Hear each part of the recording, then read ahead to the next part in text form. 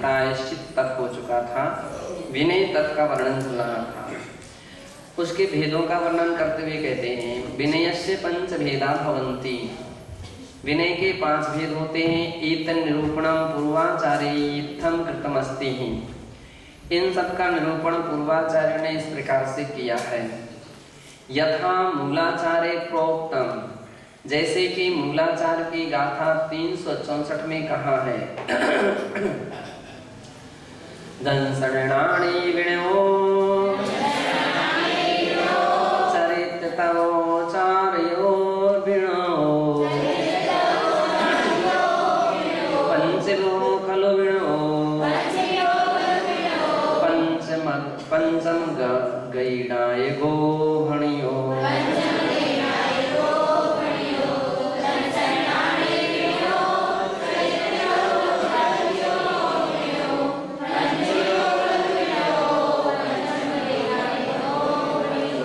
दर्शन विनय, ज्ञान विनय, चारित्र विनय, तपो विनय और औपचारिक विनय, यह 5 प्रकार का विनय पंचम गति का नायक कहा गया है। 5 प्रकार का विनय पंचम गति। पंचम गति का नाम क्या है? पंचम गति का नाम मोक्ष गति। कौन सी गति है? सिद्ध गति। अस्य पंचानां भेदानां नाम निर्देश पूर्वकम निरूपणम क्रियते। अब इन 5 प्रकार के भेदों का नाम निर्देश पूर्वक निरूपण करते हैं। यथा दर्शन विनय से स्वरूपम भगवती आराधना ग्रंथे प्रोक्तम, जैसे कि दर्शन विनय के स्वरूप को भगवती आराधना ग्रंथ के 45वीं 46वीं गाथा में इस प्रकार से कहा है अरहंत सिद्धे चीय सुदीय धम्मीय साधु अज्ञेय आयरियो वज्झाये सुपवेयणे दंसणे चावी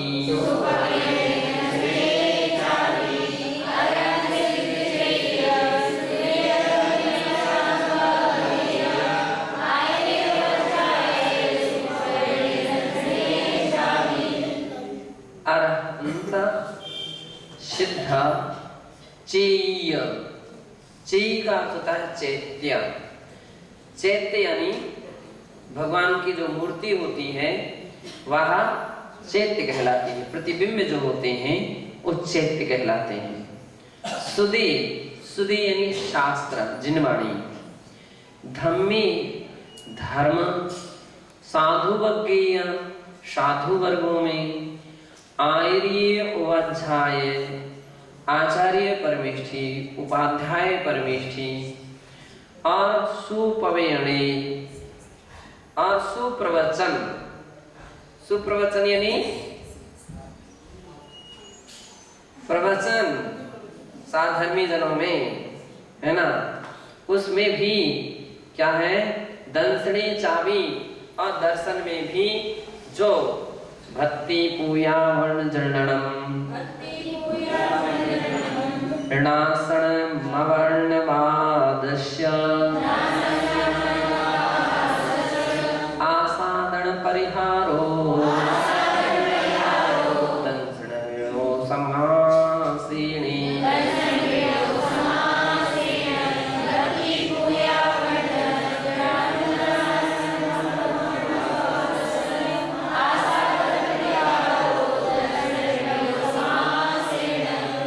तो इन सबकी क्या करना चाहिए? भक्ति करना। ये दर्शन विनय है। अपन भक्ति करते हैं, भक्ति के समय हाथ जोड़ते हैं, सिर झुकाते हैं इत्यादि प्रकार से, ये सभी क्या कहलाती है? दर्शन विनय कहलाती है। ये दर्शन विनय।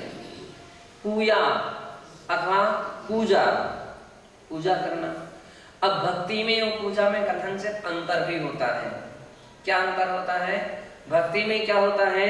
मन में की जाने वाली जो आराधना होती है, मन से जो उत्साह रहता है, मन में जो आनंद होता है, मन में जो प्रसन्नता या खुशी होती है कि कि मुझे भगवान के दर्शन करना है, मुझे गुरुओं के दर्शन करना है, मुझे जिनवाणी के दर्शन करना है, ये जो मन की उत्कंठा होती है उसका नाम भक्ति कहा जाता है, गुणानुराग। इसके लिए क्या कहा गया?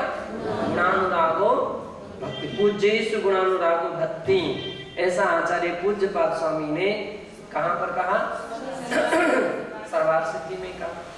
पूज्यों के गुणों में अनुराग होना, इसका नाम क्या है? भक्ति है। तो ये भक्ति है। अब पूजा क्या है? तो पूजा जो द्रव्य आदि के द्वारा की जाने वाली अष्ट द्रव्य आदि से जो अर्चना की जाती है उसका नाम क्या है? पूजा है।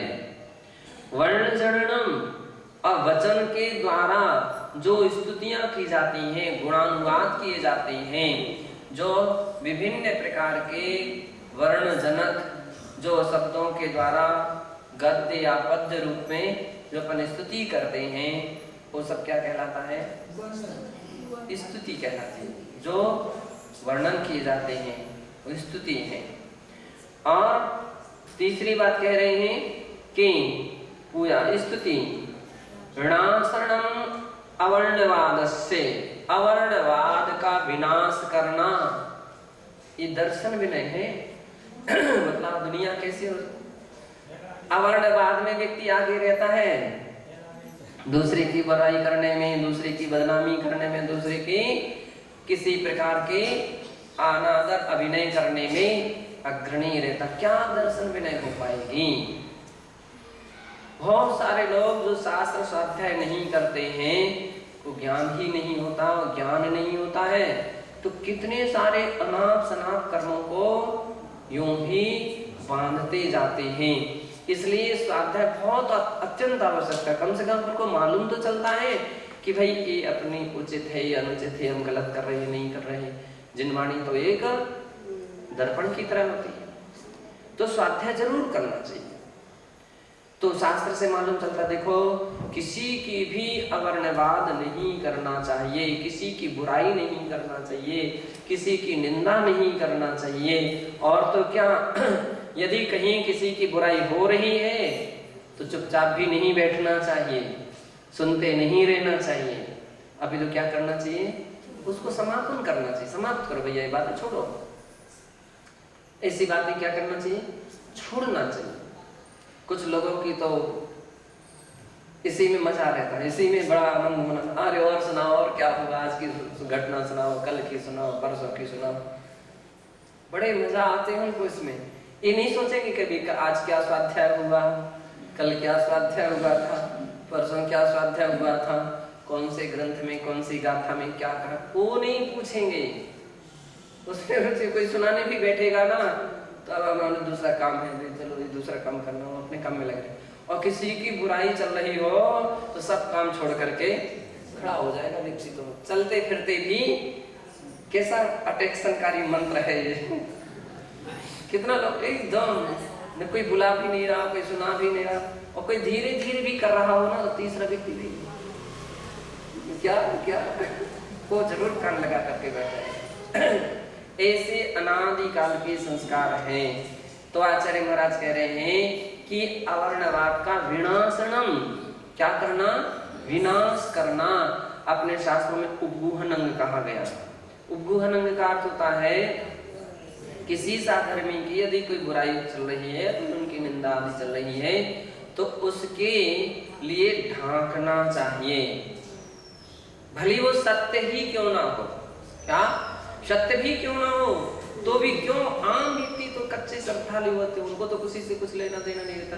लेकिन अरे भैया रे, ऐसे साधु होते हैं, ऐसे महाराज होते हैं, ऐसी माता जी होती हैं, ऐसे ब्रह्मचारी होते हैं, ऐसे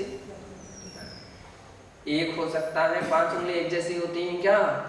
लेकिन कच्ची श्रद्धा वाले क्या होते हैं? अप्रभावित हो जाते हैं। कैसे हो जाते हैं? अप्रभावित हो जाते हैं। तो अपने शास्त्र कहते हैं, आगम कहता है कि जिन अपना कौन से हुए थे?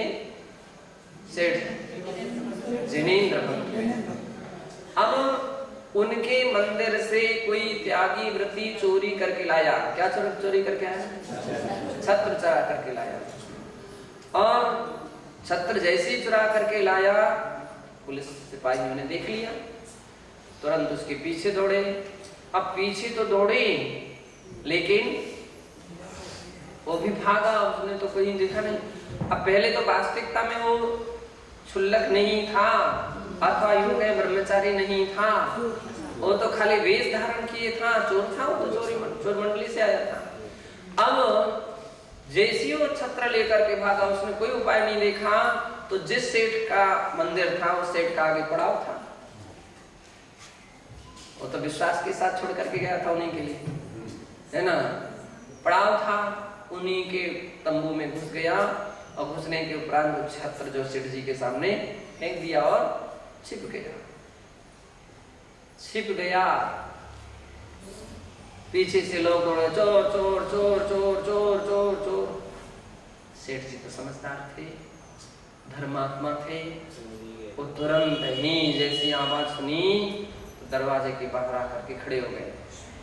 और चोर छत्र तो फेंक दिया था, तो छत्र तो उन्होंने उठाया, छत्र को देखा तो अपने ही मंदिर का छत्र है, कुछ नहीं, उसको हाथ में ले लिया। और इतने में अन्य पुलिस वगैरह, सिपाही वगैरह और भी लोग पहुंचे। क्या बात है? अरे चोर चोर, वो क्षुल्लक, वो ब्रह्मचारी चोरी करके आया, छत्र चुरा करके लाया है, वो आपके टेंट में घुस गया। कितना बड़ा हृदय बनाया होगा, कितना मजबूत हृदय किया होगा। सेठ जी क्या बोले? कौन कहता है वो चोरी करके लाया? ये छत्र तो मैंने मंगाया था, ये छत्र मैंने मंगाया था, और वो लाया है, और फिर भी तुम उसके लिए चोर चोर कह रहे हो। उल्टा फटकारा उन लोगों को, और फिर कहा चलो उनके पास चरणों में जाओ और क्षमा याचना करो, मांगो क्षमा। सभी लोग बेचारे तो घबरा गए, बिल्कुल सोच गए कि अरे मैंने क्या बड़ा अपराध कर लिया कि मैंने एक साधु संत के लिए ऐसे शब्द बोल दिए, जबकि उस समय तो कोई बनावटी साधु थे, कोई सच्चे साधु थोड़े थे। फिर भी लोगों में तो पश्चाताप शुरू हो गया, सभी ने उनसे क्षमा याचना कर ली, क्षमा याचना कर ली कि भैया मुझसे बहुत बड़ी गलती हुई, मैं क्या समझता था, हम लोग क्या जानते थे, और ऐसा हो गया। अब सेठ जी ने भी सबको समझा बुझा कभी चलो भाई छोड़ो, अब सब गलतियां हो जाती हैं, आगे की इस बात के लिए ऐसा कभी विषय नहीं करना, ऐसी कोई चर्चा नहीं करना, सबको रवाना कर दिया। अब फिर क्षुल्लक जी के अलग से बैठा करके उनके सामने बैठे और उनको समझाया, उसको सही वैराग हो गया। पहले तो चोरी करने के लिए ही आया था, चोर था वो, तो चोर मंडली में कहा गया था, तो उसने कहा था हम तो कहाँ से, तो हम कहो तो देवों के भी मुकुट, सिर का मुकुट निकाल करके ला सकते हैं, स्वर्ग के देवों का भी, लेकिन अपनी कला के साथ आया था, वेश चेंज करके। चोर के तो तरीके अलग अलग होते, एक प्रकार का थोड़ी होता, किस किस्म से आ सकते हैं।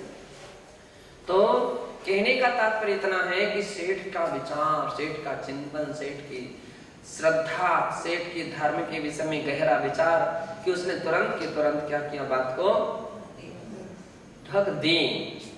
क्यों ढक दी?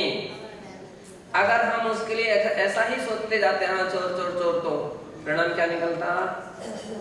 परिणाम ये निकलता कि कोई भी धर्मात्मा उस नगर में आता ना, हर धर्मात्मा को सारे लोग उसी दृष्टि से देखते, कहीं ये भी तो ऐसे नहीं है, कहीं ये भी तो ऐसे नहीं है, ये भी तो कहीं चोर नहीं है, कहीं ये भी तो चोर नहीं। श्रद्धा भक्ति तो कहाँ रहती ही नहीं, समाप्त हो जाती। ये सम्यक दर्शन का अंग है। कौन सा? सम्यक दर्शन का अंग है, उस बात को ढांक दीजिए। एक पॉइंट भी नहीं आने देना चाहिए, और अपन छोटी मोटी कोई बात हो जाए तो तुरंत के तुरंत बात का बातन न बना देते, धजी को कुछ लोग इसमें बहुत माहिर होते हैं और बड़े बहादुर होते हैं, वैसे क्या पढ़ते हो शास्त्र, पढ़ते ही नहीं है। क्या करते हो? दर्शन पूजन भक्ति, यही पढ़ा, यही समझा, यही सुना। पाप से भयभीत होना चाहिए, डर होना चाहिए कि ऐसी स्थिति में कभी किसी की चर्चा नहीं करना चाहिए, यानी बुरी चर्चा नहीं करना चाहिए, चाहे वो श्रावक हो, चाहे वो साधु संत श्रमण श्रमणी हो।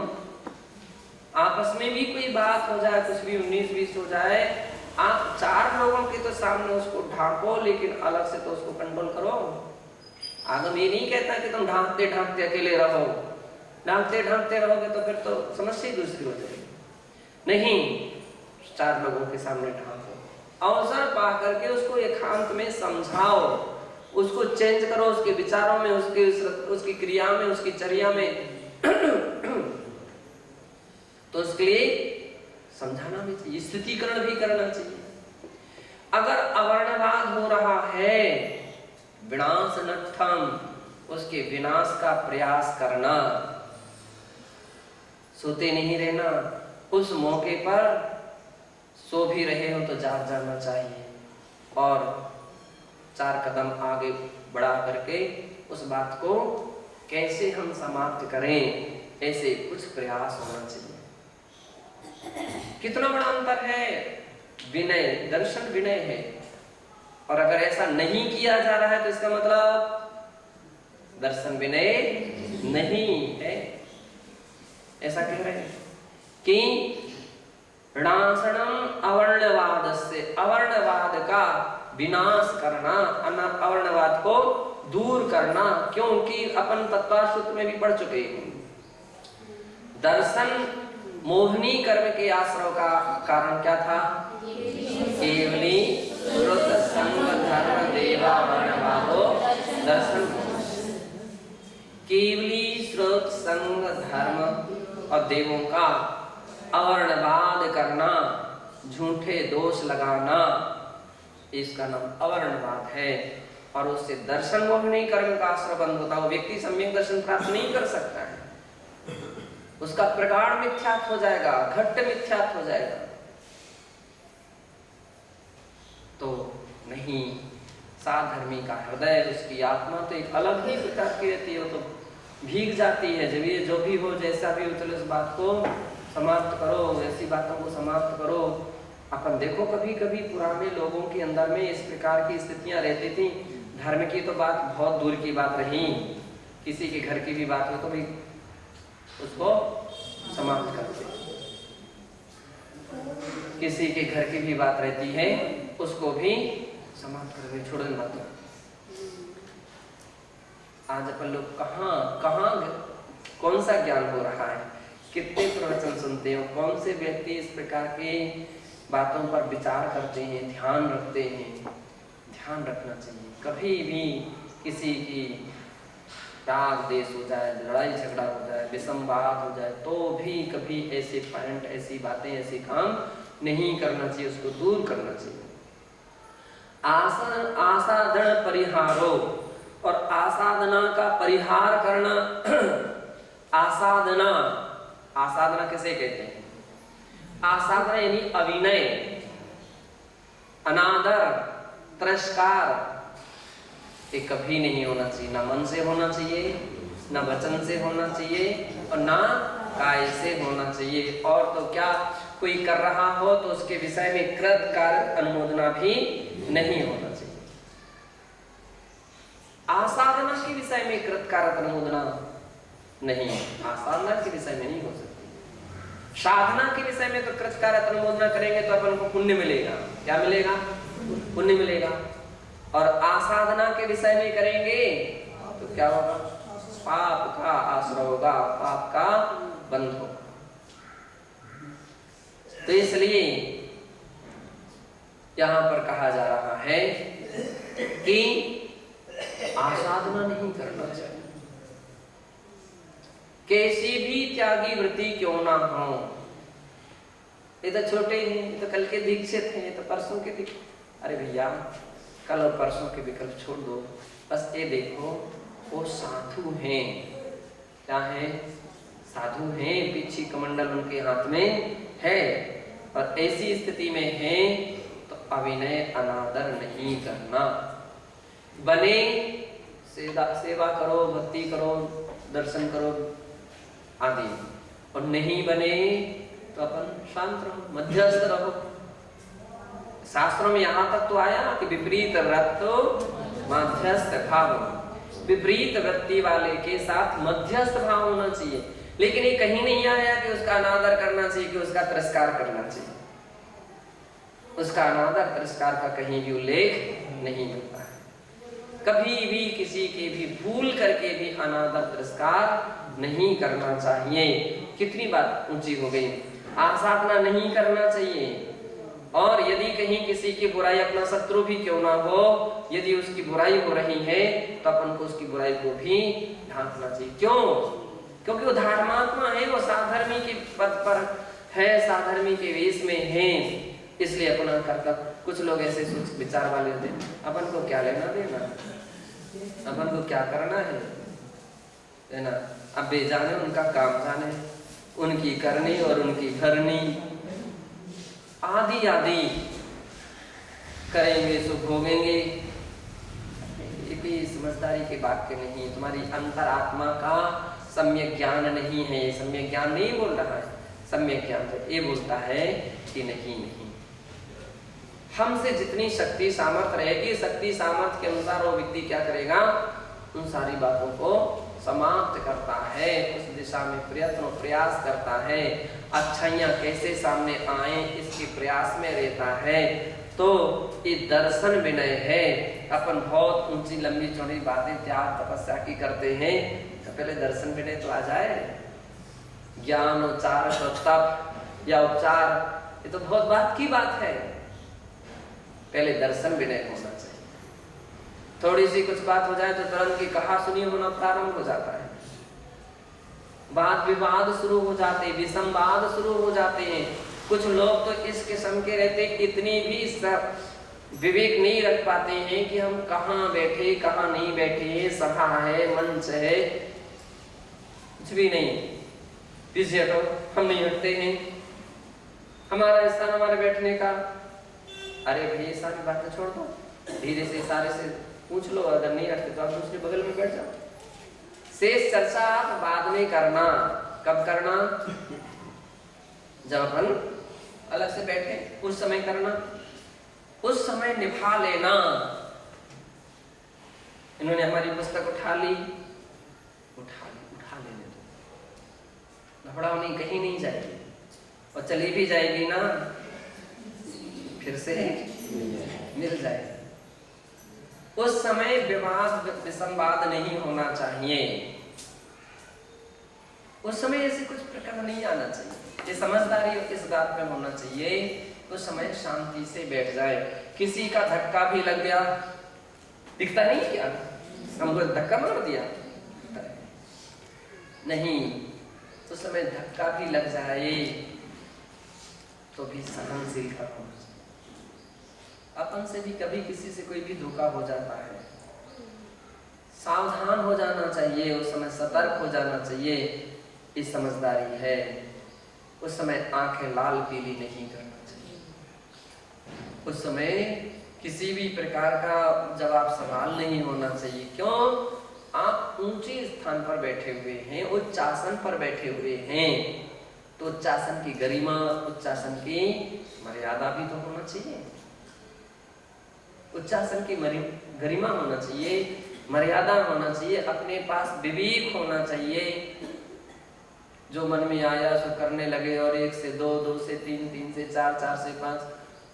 कभी कभी कुछ लोग कुछ भी नहीं सोचते, ये भी नहीं सोचते कि भाई संघ बैठा हुआ है, महाराज बैठे हुए हैं, गुरु बैठे हुए हैं, और उसका कुछ करने को अपनी समझदारी होना चाहिए। इतना डर भय तो होना ही चाहिए। तो कहने का अर्थ ये है कि जहां तक बने, कभी भी ऐसे प्रसंग आ जाए, कोई ऐसे पॉइंट आ जाए, कोई ऐसी परिस्थिति आ जाए, आप थोड़ा सा धैर्य तो रखिए, सहिष्णु भाव तो रखिए। कौन सा ऐसी समस्या है जिसका समाधान नहीं निकल सकता है? क्या कौन सी समस्या है? हर समस्याओं का समाधान निकलता है। कोई ऐसे समाधान होते जो बिल्कुल आसानता से भी निकल सकते हैं और कुछ बड़े उग्र रूप से निकलते हैं। आसान से निकलने का प्रयास हमारा पहले होना चाहिए कि हम कितनी आसानता से कोई समस्या है, मतलब कोई समस्या हो जाए, आप धीरे से एडजस्टिंग कर लो, बाद में फिर इस तरह से उसके विषय में बात करो, चर्चा करो। तो धक्का लग गया, कमंडल, पहली बात तो लेकर के बैठना नहीं चाहिए, बीच में साइड में रखना चाहिए। लुढ़क गया, निश्चित है स्टेज के स्थान तो सब सीमित रहते हैं, अब क्या करोगे, जगह उतनी ही है। लुढ़क गया और स्थान भीग गया है, गीला हो गया, अब गीले में बैठते तो भी समस्या है और नहीं अब खिसकने के लिए गुंजाइश नहीं है, तो क्या करोगे। इसलिए एक क्यों नहीं समझदारी करते, अब एक दूसरे नहीं कर सकते, बोले तुम नहीं कर सकते, थोड़ा तो उत्तम तरीका है कि आप कमंडल को साइड में रखिए कि ताकि वाली लुढ़क भी तो कम से कम बैठने के लिए गुंजाइश तो रहे, ये भी तो होना चाहिए। साइड में रखिए, लेकिन ऐसे स्थान पर भी ना रखिए कि जहां पर कोई व्यक्ति जूते चप्पल उतार रहा हो। कुछ लोग ऐसे बहुत समझदार होते, चाहे जहां रख दिया, चाहे जिसके पैर लगे उतरने चढ़ने वालों के, नहीं, ये भी अपने पास समझदारी होना चाहिए कि हम कहाँ रखें, पुस्तक कहाँ रखें, ऐसे छोड़ करके चल दिए। समझाने के उपरांत भी हम लोगों ने कई एक लोगों की पुस्तकें या उसकी पुस्तकों की श्रुत पीठ जो है वो ऐसी रखी पड़ी है, ऐसी पड़ी। कितने लोगों की तो पुस्तक भी खुली की खुली रहती है, उसको भी नहीं करते। तो नहीं, आसाधना है, शास्त्र की भी आसाधना है, हमको शास्त्र की भी विनय करना तो चाहिए। जिनेंद्र भगवान की प्रतिबिंब जो है, इतने चरण छूते हैं, एक भगवान के छू लो। बूढ़े पुराने लोगों के लिए विशेष रूप से हमारा कहना, हाथ कपता है और जैसे जैसे छूने का प्रयास किया, अगल बगल में कोई दूसरी प्रतिमा हो, कोई छोटे हो, तो फिर गिरेगी, हो सकता है। क्या उसमें आसाधना का दोष नहीं लगेगा, पाप नहीं लगेगा क्या? चरण छूने में जितना पुण्य है उससे भी अधिक आसाधना का पाप लगता है। ध्यान रखना, आसाधना का पाप सबसे अधिक लगता है। जब अपन जान रहे हैं कि हाँ हाथ कपते हैं, फिर मत बार बार छू। कितने लोग खड़े तो होते नहीं, तो जमीन पर हाथ टेक करके खड़े होते हैं, जमीन पर हाथ टेक करके, जिसमें लोग पैर रखते हैं आदि आदि, और तुम उस हाथ से भगवान के चरण छुओ। एक अच्छाई तो अपने संग में हो गई, सबसे बड़ी अच्छाई हो गई कि जब अपन देखते थे बहुत जगह, जब जाते जब चरण छूते, जब जाते तब चरण छूते, जब जाते तब चरण। अभी अपने आप एक सिस्टम बन गया है कि जब भी चरण छुएंगे तो शुद्धि के बाद ही चरण छुएंगे, शुद्धि के बाद। ये बहुत अच्छी बात है। शुद्धि के बाद चरण छूने की पद्धतियां श्रेष्ठ पद्धतियां हैं, लेकिन शुद्धि के बाद भी छुओ तो हाथ की भी इतनी मर्यादा रखो कि जिस हाथ से हम भगवान के चरण छुएंगे वो हाथ जमीन आदि में नहीं लगना चाहिए। इस बात का ध्यान रखना चाहिए। और लगा है तो हाथ फिर से धोइए, फिर से धोइए, और प्रयास होना चाहिए कि हाथ को सुखा लीजिए, पहुंच लीजिए। पानी टपकता जा रहा है, एक बार चरण छू करके सिर पर लगा लीजिए। अब सिर पर लगाया ना, अब द्वारा हाथ मत लगाइए। क्यों? हो सकता है पसीना आपका आ रहा, तो आपने भगवान के चरणों का तो अपने सिर पर लगा लिया, अपना सिर का। अविवेक जब व्यक्ति के जीवन में रहता है, समझदारी नहीं रहती, तो कितने बार इस प्रकार की आसाधनाएं भी होती जाती हैं। ज्ञान ही नहीं, अनुभव नहीं और कोई एक दूसरा समझाने वाला भी नहीं, जबकि छोटी छोटी सी बातें समय समय पर एक दूसरे को समझाते रहना चाहिए कि देखो भाई आसाधना नहीं करना चाहिए, कभी भी आसाधना नहीं होना चाहिए। कभी एक दूसरे की पीठ दे करके बैठ जाते हैं, एक दूसरे के आगे बैठ जाते हैं। हाँ, कहीं ऐसी प्रसंग आ जाए कि गुरु का निर्देश हो आदि आदि तो बात अलग है। आम तौर पर हमको चाहिए कि अपन से वरिष्ठ हैं, अपने से ज्येष्ठ हैं, हम उनके लिए पीठ ना दें। कैसा प्रसंग ऐसे बैठे कि अगर आगे भी बैठने का परिस्थिति आए तो हम कैसे बैठें कि उनकी मर्यादा बनी रहे। अब इसके दो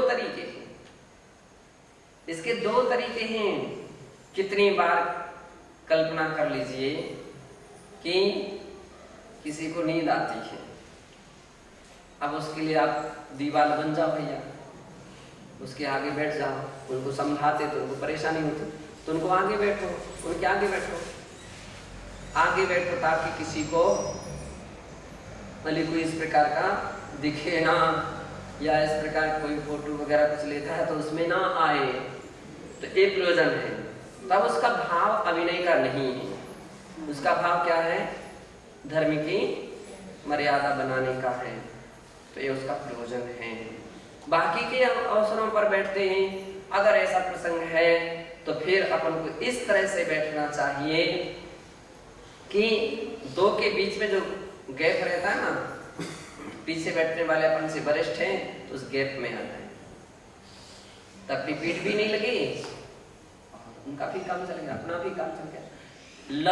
वरिष्ठ लोगों को भी चाहिए कि यदि कहीं ऐसी आवश्यकता पड़ जाए, कोई क्लास चल रही है, कोई मान लीजिए चर्चा चल रही है महत्वपूर्ण आवश्यक, कोई क्लास चल रही, तो अपन उनको स्थान दें, भाई आप लोग आगे बैठ जाइए।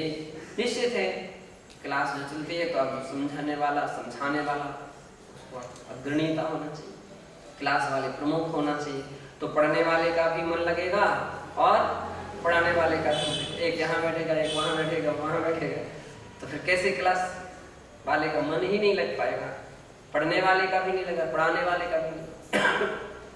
तो कहीं ऐसे प्रसंग आ जाए तो आप कोई ऐसा न सोचे कि हमारा ये लोग अभी नहीं कर रहे, अनादर कर रहे, नहीं, अनादर नहीं कर रहे, आप ही प्रेरित करो उनको कि आप लोग क्लास वाले हैं, आगे बैठ जाओ, आ जाओ।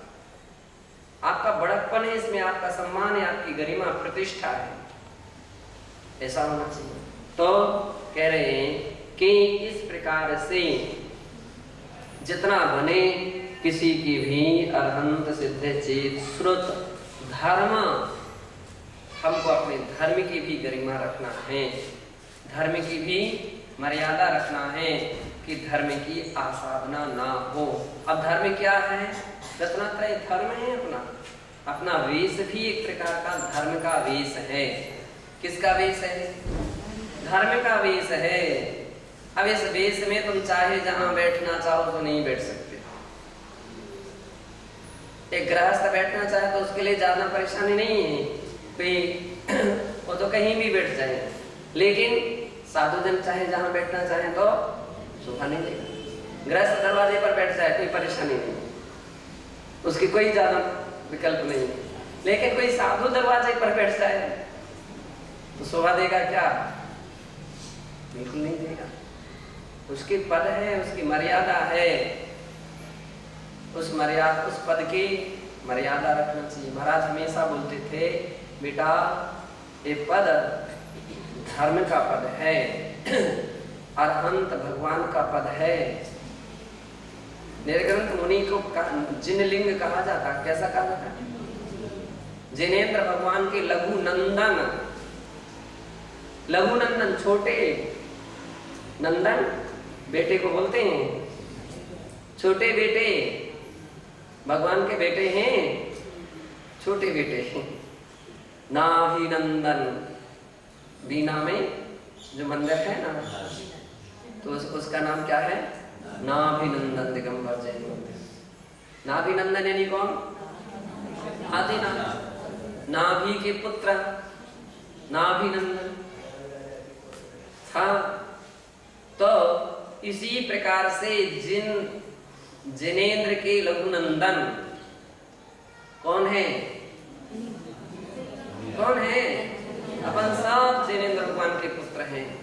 हम ऐसा काम ना करें कि जिससे जिनेंद्र भगवान के उस सम्मान में, प्रतिष्ठा में आंच आए, असर पड़े, गलत प्रभाव पड़े।